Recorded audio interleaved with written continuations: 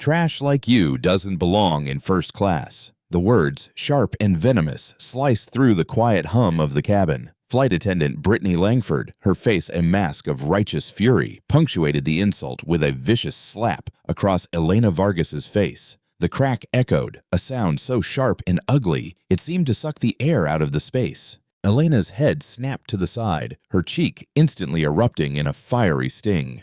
A collective gasp rippled through the privileged passengers. Have you ever witnessed someone's life completely detonate in a matter of minutes? Have you ever seen arrogance and prejudice collide with a reality so devastating it shatters a person's entire world? If you want to see karma delivered live and in stunning high definition, I need you to do 3 things for me right now. Smash that like button, subscribe to this channel, and tell me in the comments if you've ever seen an abuse of power blow up in someone's face. You are about to witness a takedown of legendary proportions. That's what happens to thieves, Brittany sneered, her voice dripping with contempt. She snatched Elena's boarding pass from her hand. With a theatrical flourish, she ripped the document into confetti, the pieces fluttering to the carpeted floor like dead leaves. She threw the remnants at Elena's feet, a gesture of ultimate disdain. Now get on your knees and pick up your pathetic fake ticket, Brittany commanded, her finger jabbing towards the floor. Then crawl your way back to economy where you belong.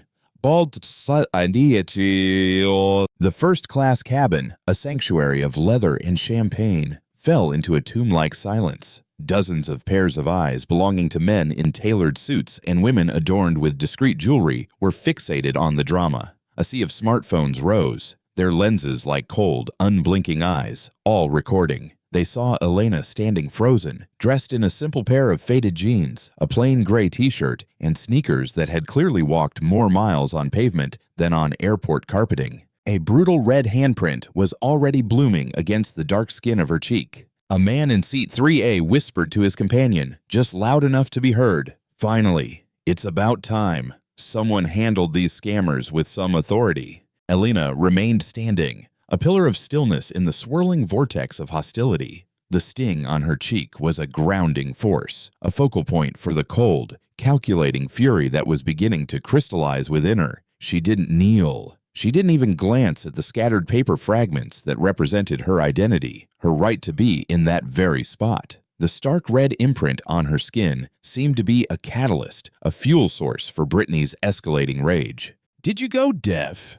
Brittany's voice climbed into a shrill shriek, a sound that pierced the carefully curated tranquility of the cabin. "I said, get on your knees and pick up your garbage." She lunged forward, grabbing Elena's shoulders with both hands, her manicured nails digging into the soft fabric of her shirt. She tried to force her down to make her physically submit, but Elena stood firm, her body rooted to the spot. Frustrated, Brittany shoved her violently, sending her stumbling back against an empty leather seat.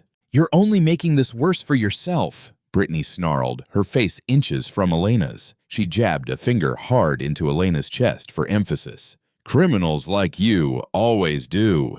The word criminal hung in the air, a toxic, poisonous vapor. "Security!" Brittany bellowed, turning her head towards the front of the plane. "We have a violent, non-compliant passenger in first class." The commotion had now drawn every single eye. In seat 1B, Sophia Hart, a lifestyle influencer with perfectly coiffed blonde hair and an outfit that cost more than a used car, had her phone expertly positioned. She was live streaming. "Oh my God, you guys," Sophia whispered into her phone's microphone, her voice a perfect blend of manufactured shock and concern. "You will not believe this. There's literally a scammer in first class trying to steal a seat. This flight attendant, she is an absolute hero, handling it perfectly." Her live stream counter, visible on her screen, was climbing like a rocket. Viewers and rising. A torrent of comments flooded the screen. Finally, an attendant with a backbone. "Good, get her off the plane. These people are always trying to scam the system. Why can't they just follow the rules? I love this flight attendant. Zero tolerance. They need to call the police like yesterday." Manager Marcus Hale arrived, slightly breathless from his dash down the jet bridge. He carried himself with the weary, aggressive authority of a man who had spent decades in airline management and was thoroughly unimpressed by the human condition.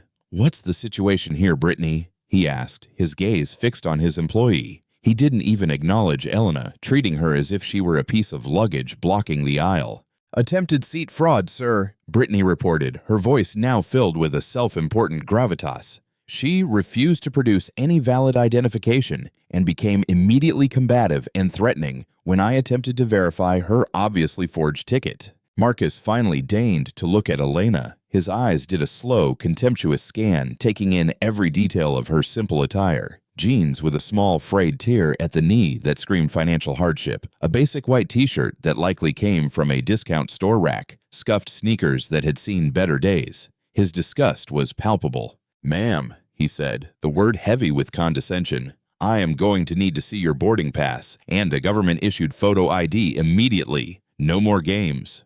"She already destroyed my boarding pass," Elena said. Her voice was quiet but steady as a rock, a stark contrast to the chaos enveloping her. Brittany let out a harsh, barking laugh, a sound that encouraged several nearby passengers to chuckle in agreement. Because a blind man could see it was a fake. "Look at her, Mark. Just look at her. Does she look like she belongs in a $2,000 first-class seat?" The passengers in the surrounding seats nodded in vigorous agreement. An elderly man in an expensive three-piece suit, a gold watch glinting on his wrist, muttered loud enough for the entire cabin to hear. "Disgraceful. Absolutely disgraceful. In my day, people knew their place." His wife, clutching a designer handbag to her chest as if protecting it from a pickpocket, whispered, "I just don't feel safe with her on this plane." Sophia's live stream had exploded. The viewer count shot past thousands. She expertly angled her camera to capture Elena's face, zooming in on the angry red handprint, presenting it not as evidence of assault, but as proof of justified force.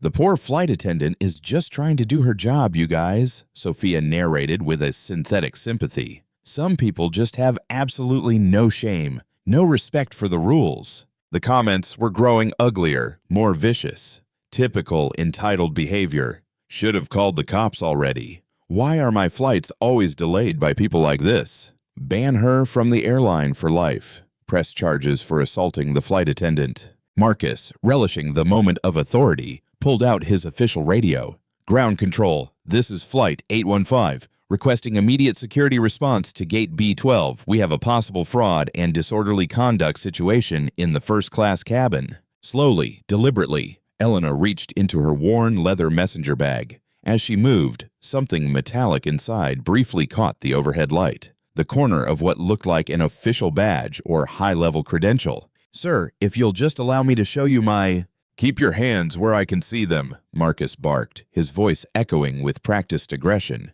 "Don't you dare reach for anything else without my permission." Within moments, Security Officer Derek Brooks arrived, his muscular frame filling the narrow aisle. His hand rested casually, yet meaningfully, on the handcuffs clipped to his belt. Behind him, two uniformed airport police officers appeared, their presence instantly ratcheting up the tension and drawing even more gawking stares from the economy passengers still boarding. The digital departure board at the front of the cabin blinked ominously. "Flight 815, departure soon." "What's the problem here?" Officer Martinez asked, his tone the universal no-nonsense voice of law enforcement. He surveyed the tense scene with experienced, cynical eyes. "A clear case of seat fraud and disorderly conduct," Marcus explained confidently, puffing out his chest. "This individual actively refused to move to her assigned seat and became immediately aggressive and threatening when questioned about her fraudulent documentation."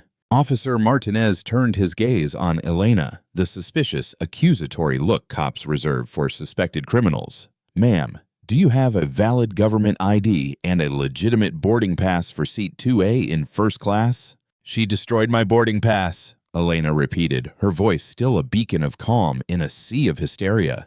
Brittany stepped forward triumphantly, playing to her growing audience of passengers and online viewers. Because anyone with functioning eyes could see it was a complete fake. "I've been doing this job for years. I know a professional scammer when I see one." She turned theatrically, addressing the fascinated onlookers. "This, people, is exactly why your flights get delayed. Entitled individuals who think they can lie and cheat their way into a life of luxury they haven't earned." Several passengers broke into spontaneous applause. Sophia's viewer count had skyrocketed past thousands. The comments section had become a toxic waterfall of digital hate. Arrest her now. These people ruin everything for the rest of us.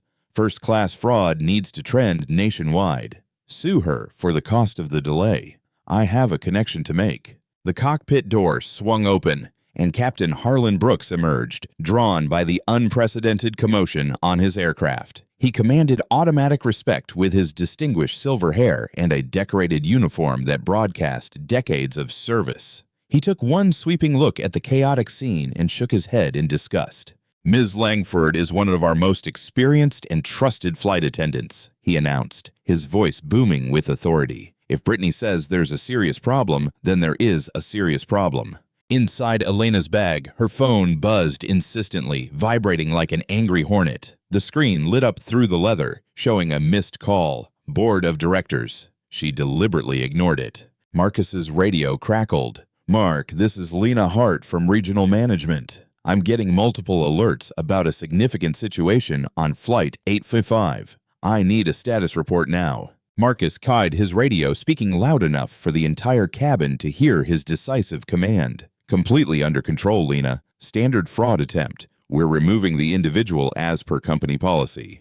The radio crackled back instantly. Absolutely zero tolerance, Mark. Our premium passengers pay for premium service and security. Remove her immediately and place her on the permanent no-fly list. The crowd murmured its approval. This was justice, swift and efficient. Officer Martinez stepped closer to Elena, his hand now moving from his belt toward his handcuffs. Ma'am, I need you to gather your personal belongings and come with us now. You can try to sort this out at the gate. Actually, Elena said quietly, her voice imbued with a strange, unnerving confidence that seemed utterly out of place. I'd like to make one phone call first. Brittany snorted with derisive laughter. You can call whoever you want from the airport police station after you're permanently banned from this airline and all of our partners. Sophia zoomed her camera in dramatically on Elena's face, capturing every humiliating detail for her rapidly expanding audience. Her viewers were now sharing the explosive stream across every social media platform. First-class fraud was trending in 3 major cities. The departure board updated. Flight 815, departure soon, final boarding call. Time's up, Marcus declared with an air of finality. Officers, escort her off this aircraft. We have a schedule to keep. Elena looked slowly around the cabin at the sea of hostile, satisfied faces. Dozens of first-class passengers all reveling in her public humiliation. Hundreds of economy passengers craning their necks, eager to see the troublemaker. And thousands more watching online as Sophia's live stream went viral. She remained unnaturally, almost frighteningly calm. Before you make a decision you can never take back, Elena said, her voice as steady and cold as steel. I think you all should know exactly who you're removing from this plane. I don't care if you're the Queen of Sheba, Marcus snapped, his patience completely gone. You are getting off this plane right now. The cabin erupted in a fresh wave of laughter and applause. Someone shouted, finally, someone who doesn't fall for the sob stories. Officer Martinez stepped forward, the metallic click of his handcuffs now audible as he unclipped them from his belt. Ma'am, you need to comply immediately or you will be arrested for trespassing and disorderly conduct. Elena's phone buzzed again, but this time it wasn't just hers. A half-dozen other phones began ringing simultaneously throughout the first-class cabin. A low murmur of interrupted business deals and important calls filled the air. Sophia's live stream had hit an astonishing number of viewers. The comments were a river of vitriol. This is taking way too long. Just drag her out. I'm never flying Sovereign Air again if they tolerate this. Should tase her. Stop wasting everyone's time. First-class fraud is trending. Justice served live. Brittany, now fully embracing her role as the star of the show, was performing for the cameras. Her voice projected to the very back of the plane. Ladies and gentlemen, I sincerely apologize for this unfortunate delay. We are dealing with an individual who believes the rules simply do not apply to her. She walked over to where the pieces of Elena's boarding pass lay scattered, and with a dramatic flourish, ground them under her heel as if extinguishing a cigarette. This, she announced triumphantly, is what we do with fraudulent documents. She then bent down, picked up a few of the larger shredded pieces, and threw them at Elena's face. "There's your first-class ticket, princess." "See." The crowd cheered. Someone began a slow clap that spread through the cabin. Elena calmly brushed the paper fragments from her hair, her expression unchanging. "Brittany," she said quietly, "you might want to take a closer look at what you just destroyed."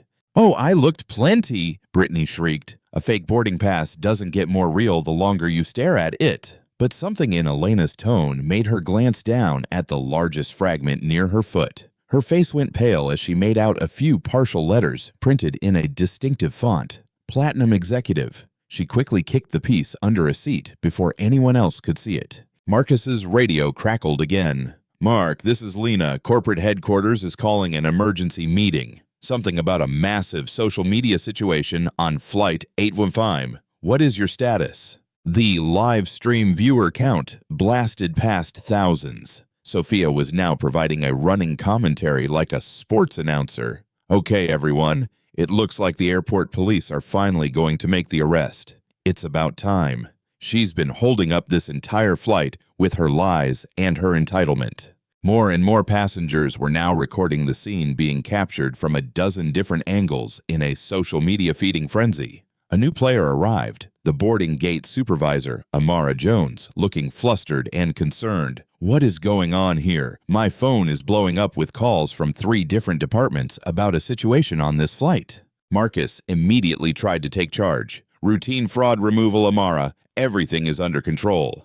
But Amara Jones looked at the crowd of phones, the live streamer, the police officers, and the palpable chaos. "This doesn't look routine, Mark." Captain Brooks stepped forward aggressively. "Ms. Jones, with all due respect, this is my aircraft. My crew made a decision. We do not negotiate with fraudsters." He pointed a rigid finger directly at Elena. "Security, remove her now. I want this plane in the air on time."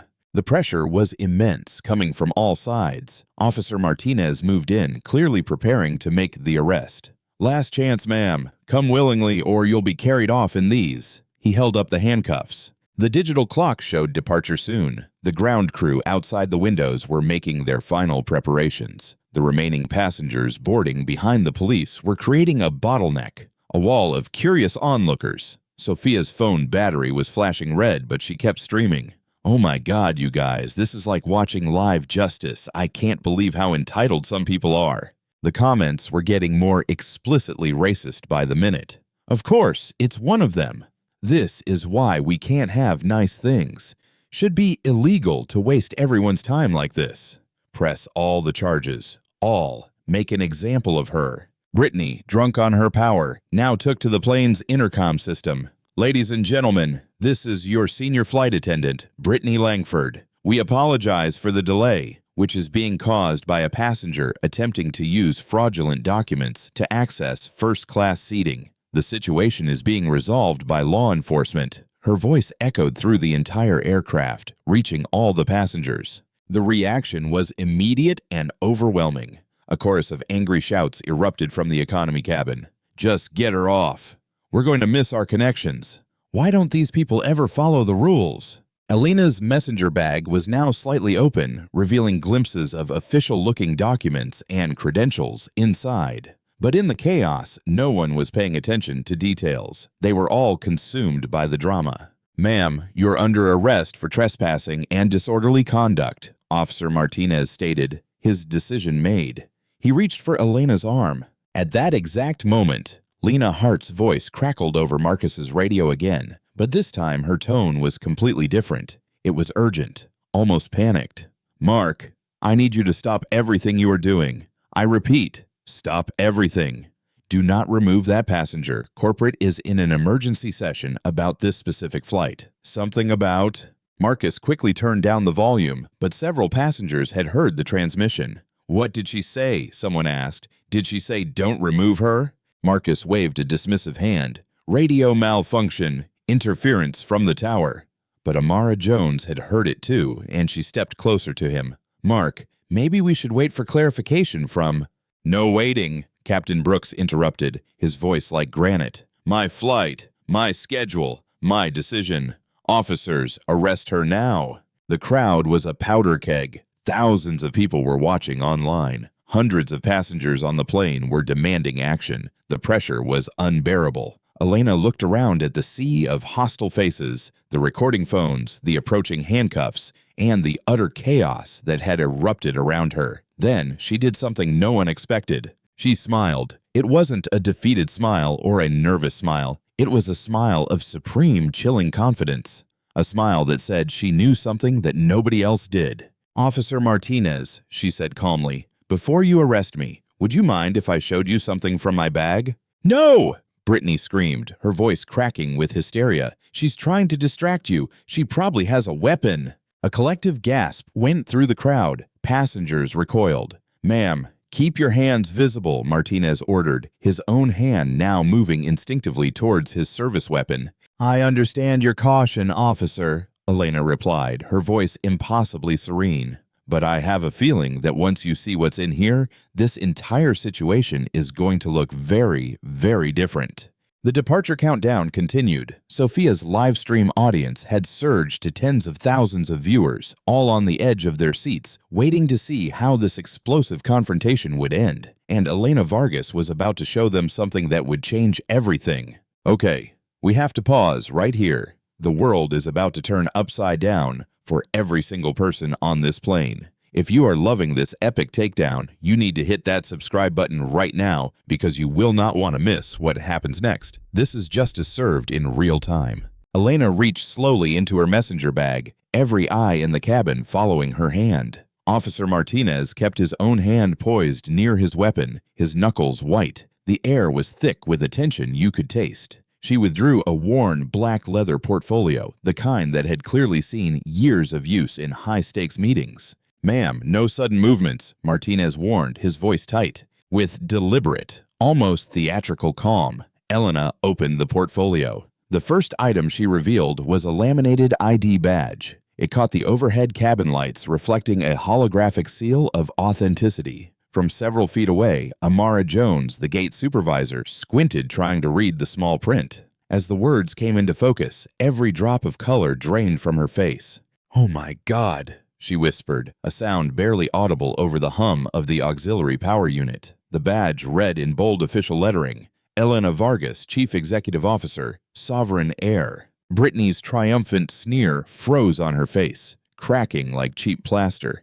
That's obviously a fake too," she stammered, her voice suddenly losing all its conviction. "Anyone can make a fake ID on a computer." But Elena was just getting started. She withdrew a second document. It was printed on thick, cream-colored corporate letterhead, bearing the Sovereign Air logo in brilliant, impossible-to-counterfeit gold leaf. "This," Elena said with that same terrifying calm, "is my official letter of appointment." She held it up for everyone to see. Signed by the chairman of the board of directors, formally appointing Elena Vargas as Chief Executive Officer of Sovereign Air, effective immediately. Marcus's radio slipped from his suddenly numb fingers, clattering loudly on the floor. Captain Brooks pushed forward, snatching the letter from Elena's hand with a desperate urgency. His experienced pilot's eyes, trained to spot the smallest anomaly on an instrument panel, scanned the official corporate seals, the intricate watermarks, the precise legal jargon that could never be convincingly faked. His weathered face turned a ghastly shade of ash. This can't be real," he stammered, his voice cracking with a rising tide of pure terror. "There's no way." Sophia's live stream descended into digital pandemonium. The comment section went absolutely nuclear. "Holy so, is this real? No way, no way. The CEO, the actual CEO, they're all so fired. I am screaming. This is the greatest plot twist in human history. Karma is my new religion." Her viewer count exploded past tens of thousands as people frantically shared the stream across every conceivable platform. Elena calmly retrieved her personal phone. She dialed a number she knew by heart and put the call on speaker so every single person in that stunned, silent cabin could hear. The professional ringtone echoed through the aircraft. Victor Lang speaking, Executive Office of the CEO, Sovereign Air. "Hello, Victor. This is Elena calling from the field. I'm currently encountering some operational difficulties on Flight 855 to JFK. Could you please do me a favor and officially confirm my identity for the crew and passengers here? They seem to be having some trouble with my credentials.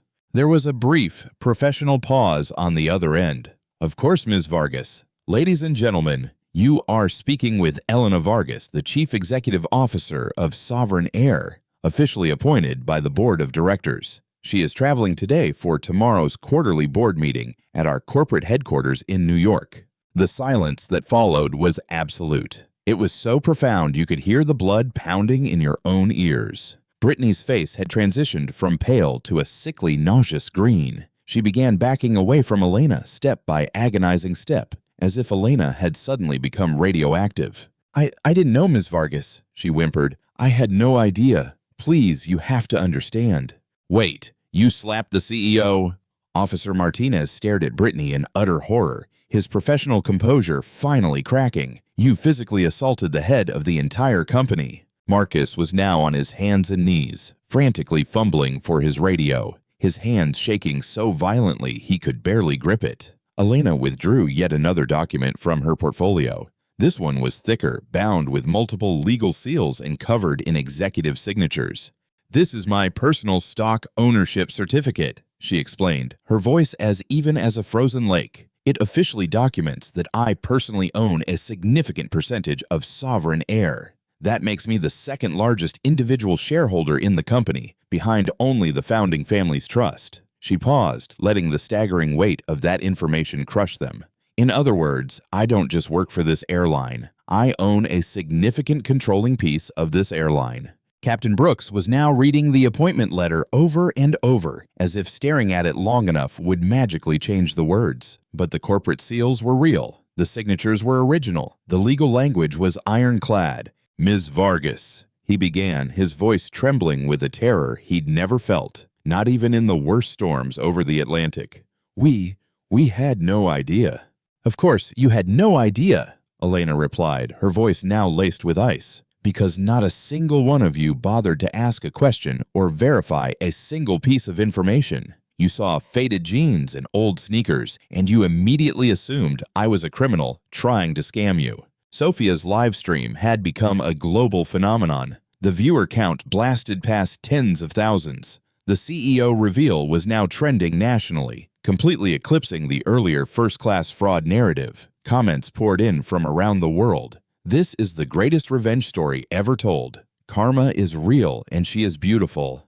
Our Tsanatsum, that flight attendant, is done. I'm literally crying tears of joy. This is so perfect. Get them, Elena. Destroy them all. This is better than any movie I've ever seen.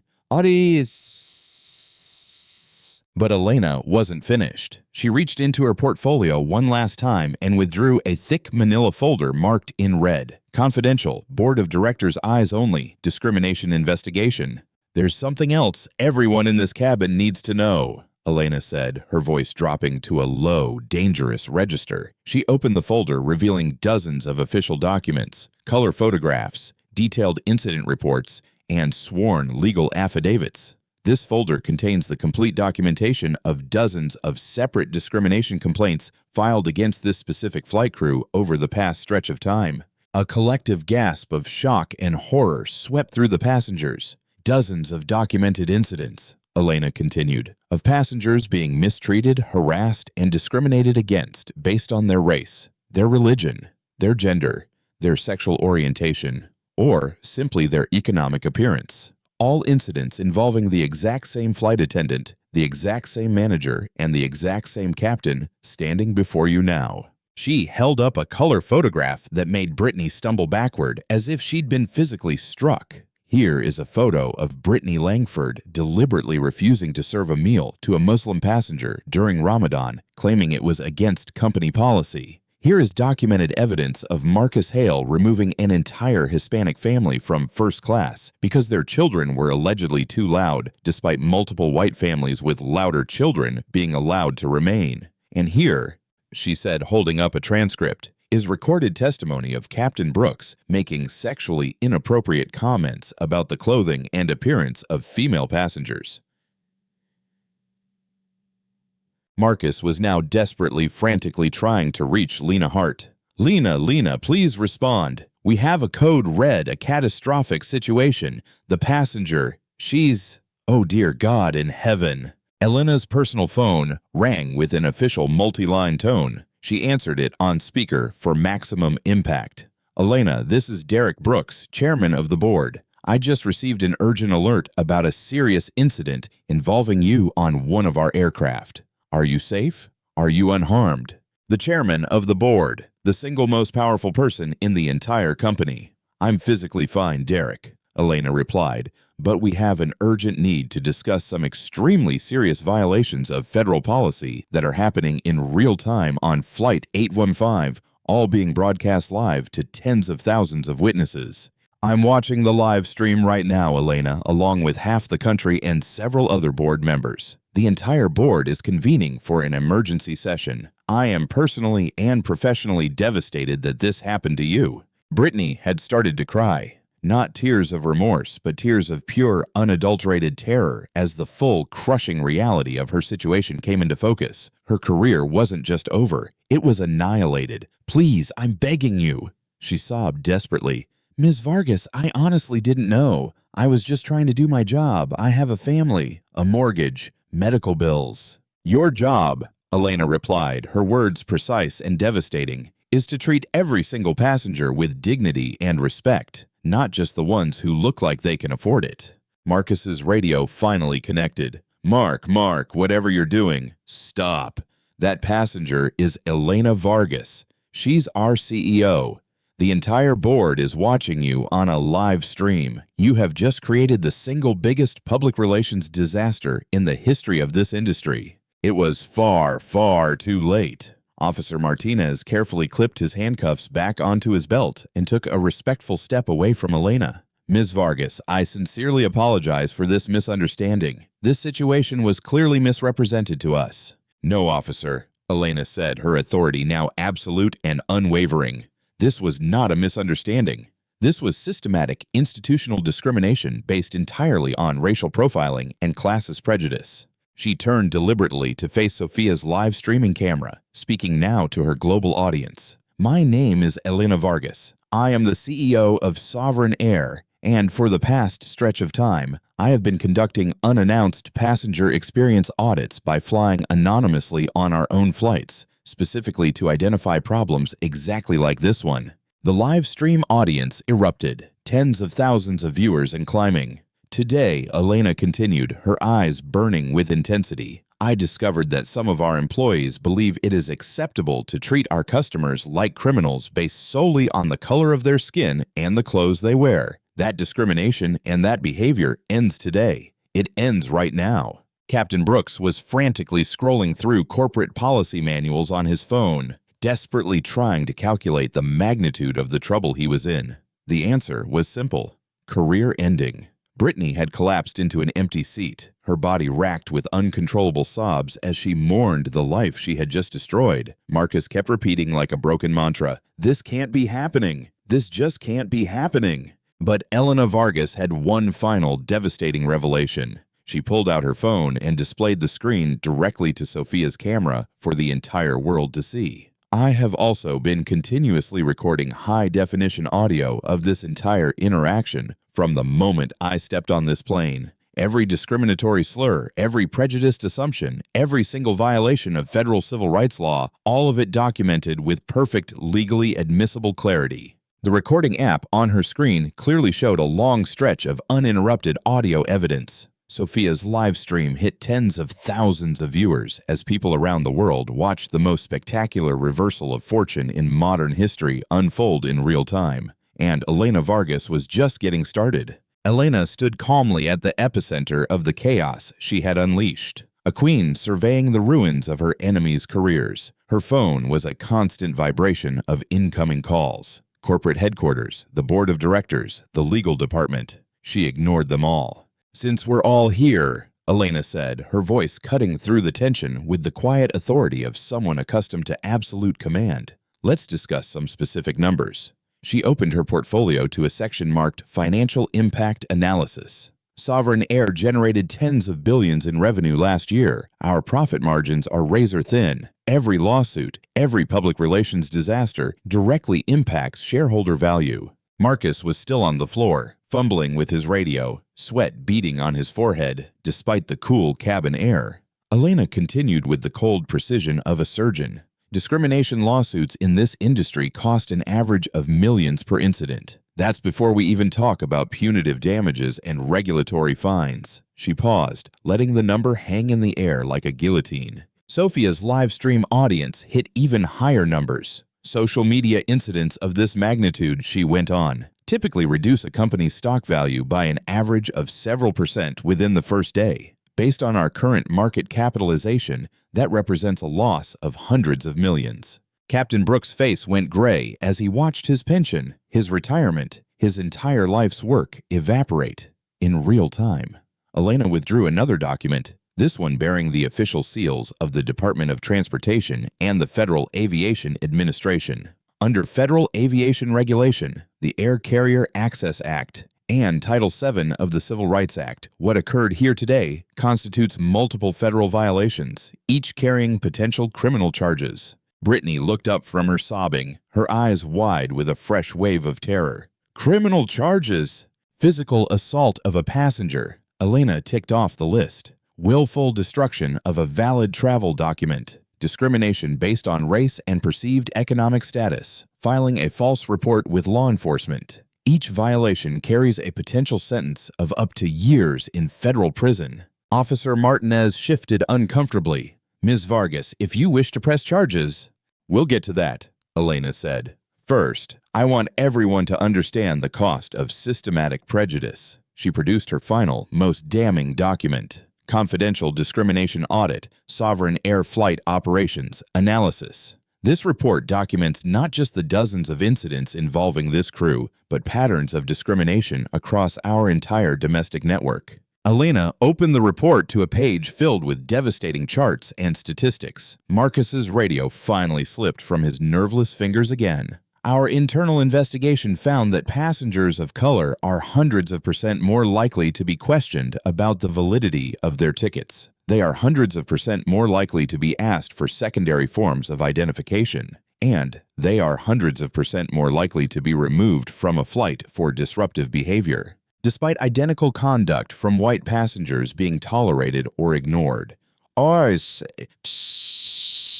numbers landed like body blows. The cabin was silent, stunned. Sophia's live stream comments exploded with pure outrage. Those stats are horrifying. This is systemic racism exposed live on camera. How is this legal? Sue them into the ground. This is why I'd rather drive. Elena's phone rang. She glanced at the caller ID, then smiled coldly. Derek Brooks. Again. She answered on speaker. Elena, the entire board is in an emergency session. We are prepared to offer whatever resolution you deem appropriate. The company's reputation is at stake. Derek, Elena interrupted. I'm going to give everyone in this cabin a choice right now in front of tens of thousands of witnesses. The cabin fell dead silent, save for Brittany's quiet, hitching sobs. Mr. Hale, Ms. Langford, Captain Brooks, Elena said, addressing them directly. You have exactly two options. I will explain them both clearly, and you will make your decision immediately. Marcus opened his mouth, but no sound came out. Option 1, Elena began. Immediate suspension, without pay, pending a full federal investigation, extensive mandatory sensitivity and bias education training, a public written apology to be published in every major newspaper and on all company social media platforms, a permanent notation in your personnel files, and a probationary employment status for a minimum of years. The three crew members looked at each other, their faces masks of horror. Option 2, Elena continued, her voice hardening. Immediate termination for cause, a permanent ban from employment in the entire airline industry. You will be held personally and legally liable for all corporate damages, including stock losses and legal fees. And I will ensure federal criminal charges for civil rights violations are filed against each of you personally. She checked her watch. You have moments. Lena Hart's voice finally screamed through Marcus's abandoned radio. Mark, corporate legal is on line 1. The stock price is plummeting in after-hours trading. CNN is calling for a statement. The DOT is opening an investigation. What is happening? Marcus scrambled to grab the radio. Lena, the passenger. She's the CEO. She's Elena Vargas. She's the actual CEO of the whole airline. A burst of static, then, oh my God, oh my dear God. Mark, do whatever she says. Give her whatever she wants. The board is in total crisis mode. Elena's phone screen was a cascade of breaking news alerts. Sovereign Air CEO assaulted by flight attendant in shocking discrimination incident. Airline stock plummets as CEO discrimination video goes viral. Transportation Department opens investigation into Sovereign Air. The live stream audience had exploded past tens of thousands. Sovereign discrimination was trending globally. Time's up, Elena announced. I need your decisions. Brittany spoke first, her voice a broken whisper. Option 1, please. I choose option 1. I have children. Captain Brooks nodded frantically. Option 1, absolutely option 1. Marcus looked around desperately, as if searching for an escape route that no longer existed. Option 1, he croaked. Excellent choices, Elena said coldly. Those decisions are now a matter of public record, witnessed by tens of thousands of people, and recorded for all legal purposes. She turned back to the live stream camera. But this isn't about just 3 employees. This is about changing an entire industry. Her phone rang again. This time she showed the caller ID to the camera. It read, Secretary of Transportation, United States Government. She answered, Ms. Vargas, this is Secretary Johnson. The Department of Transportation is prepared to launch a comprehensive industry-wide investigation into discriminatory practices across all major U.S. airlines. We would like your full cooperation. You have it, Mr. Secretary, Elena said, but I'm announcing some immediate changes that will not wait for a federal investigation. She looked directly into Sophia's camera, her eyes blazing. Effective immediately, Sovereign Air will implement the following mandatory reforms. First, every single crew member, from pilots to gate agents, will complete extensive unconscious bias and de-escalation training. Failure to do so will result in immediate termination. Second, we are launching a new passenger Bill of Rights mobile app, allowing for the real-time reporting of discrimination, with every report automatically triggering a corporate review. Third, any and all discrimination incidents will now be investigated by our new Office of Passenger Equity, which will be headed by a team of independent civil rights attorneys. Fourth, we are establishing a multi-million-dollar annual fund for diversity initiatives and discrimination prevention programs. And fifth, from this day forward, executive bonuses for all management will be directly tied to a measurable reduction in discrimination incidents and an increase in passenger satisfaction scores among minority travelers. The live stream comments were a virtual standing ovation. Yes, systemic change. This is how you use power for good. Every airline in the world needs to do this now. Queen behavior. Marcus's radio crackled one last time. Lena Hart's voice was barely a whisper. Mark, the board wants me to ask, is there anything else? Anything at all we can do? The stock is down several percent and still falling. Elena looked around the cabin, at the crew who had humiliated her, at the passengers who had cheered for her abasement, and at the cameras that had captured it all. Actually, Lena, she said, there is one more thing. The cabin held its breath. I want every single person on this plane who witnessed what happened and said nothing, who cheered when I was being assaulted, who assumed my guilt because of how I was dressed. I want them to remember this moment for the rest of their lives. Because the next time they see someone being treated unfairly, they will have a choice to make. Will they be part of the problem, or will they be part of the solution? Elena closed her portfolio and returned it to her messenger bag. Now, if you'll excuse me, I have a flight to catch. We're already late. Later, Elena sat in her corner office overlooking the runway. Framed articles hung on the wall behind her. The slap heard round the world. How one CEO changed aviation forever. From the New York Times. The Vargas Effect. Airlines embrace radical reform. From the Wall Street Journal. Her phone buzzed. It was a text from a number she didn't have saved, but she knew who it was. Ms. Vargas, I just finished leading my bias training session for new hires. Thank you for giving me a chance to grow instead of just throwing me away. Brittany. Elena smiled. Redemption was a long road, but it was possible for those who chose to walk it. She flew regularly now, always in simple jeans and a t-shirt, always observing. On a recent flight, she watched a young black man in a hoodie approach the first-class cabin. The flight attendant, a woman Elena had never met, greeted him with a warm, genuine smile. "Welcome aboard, sir. Can I help you with your carry-on?" No suspicion, no demand for extra ID, no assumptions, just respect progress. The story you heard today is a powerful reminder that our actions and our inactions have consequences. If you believe in accountability and the power of one person to spark incredible change, share this video, subscribe to our channel for more true stories that matter, and let us know in the comments. What is one small thing you can do this week to stand up against prejudice in your own life? Because real change doesn't start in a boardroom. It starts with each and every one of us choosing to see better, do better, and be better. Thank you for watching.